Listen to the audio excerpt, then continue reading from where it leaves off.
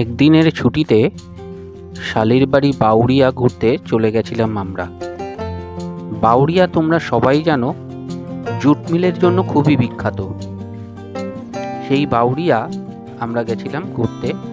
আর বাউরিয়া গিয়ে শালির বাড়িতে একটা টোটো নিয়ে আমরা বেরিয়ে পড়েছিলাম ওখানে সমাধি বাবার আশ্রম দেখতে যাওয়ার জন্য। এই সমাধি বাবার আশ্রম সম্পর্কে একটু বলে রাখি যে এই সমাধি বাবার আশ্রমে নাকি যে যা মানত করে তা নাকি পূর্ণ হয়। তো চলো দেখে নেওয়া যাক সমাধি বাবার আশ্রম। এই হচ্ছে ওনার ছোট্ট আশ্রম। এটা গ্লস্টার জুট মিলের মধ্যেই এই আশ্রমটা।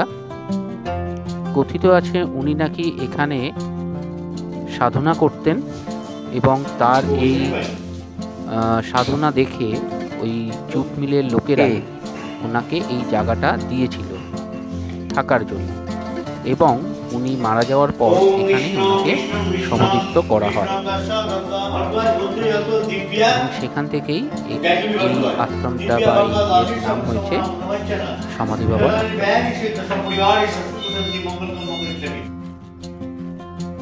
এখানে এনাকে সমাধিস্থ করা হয়। এই হচ্ছে এখন যিনি পুরোহিত।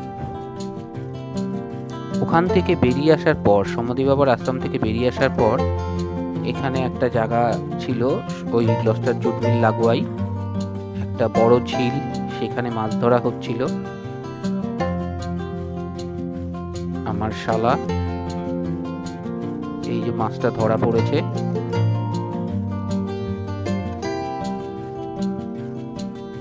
এই বাউরিয়ার এই জায়গাটা একদম মানে গ্রাম্য পরিবেশ, খুব সুন্দর।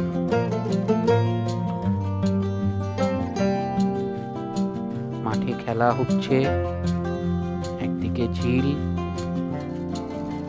এখানে একটা মন্দির আছে শীতলা ও কালী মন্দির।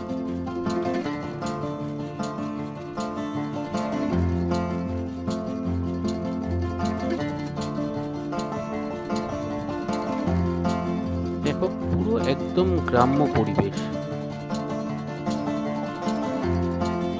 এই সমাধি বাবার আশ্রম দেখে আমরা চলে এসেছিলাম বাউরিয়া লঞ্চ ঘাটের কাছে, বা বাউরিয়া লঞ্চ ঘাটটার পাশেই। এখানে লোকে এসে বসে, লঞ্চ ঘাটটা পাশেই।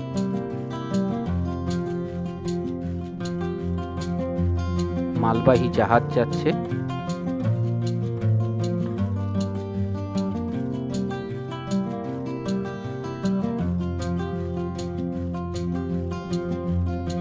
আর এই লঞ্চ ঘাটের ঠিক উল্টো দিকটা হচ্ছে বজবজ।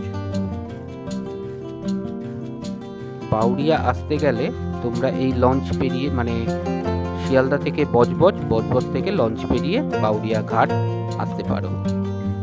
হাওড়া দিয়েও বাউরিয়া আসা যায় ট্রেনে। আবার দক্ষিণেশ্বর হয়ে পাঁচলা, সেখান থেকে টোটো বা অটো ধরে বাউরিয়া আসা যায়। এই হচ্ছে বাউরিয়া লঞ্চ ঘাট। এই যে ফেরি সার্ভিস।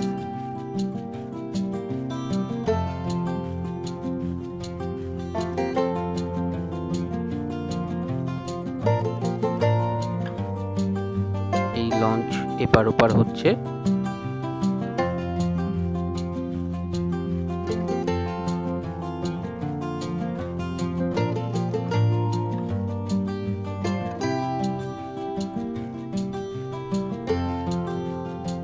বাউরিয়া লঞ্চ ঘাটেও একটা শিব মন্দির আছে, এবং এই শিব মন্দির লাগোয়া এখানে বজরংবলীর মন্দিরও আছে। এই হচ্ছে শিব মন্দির।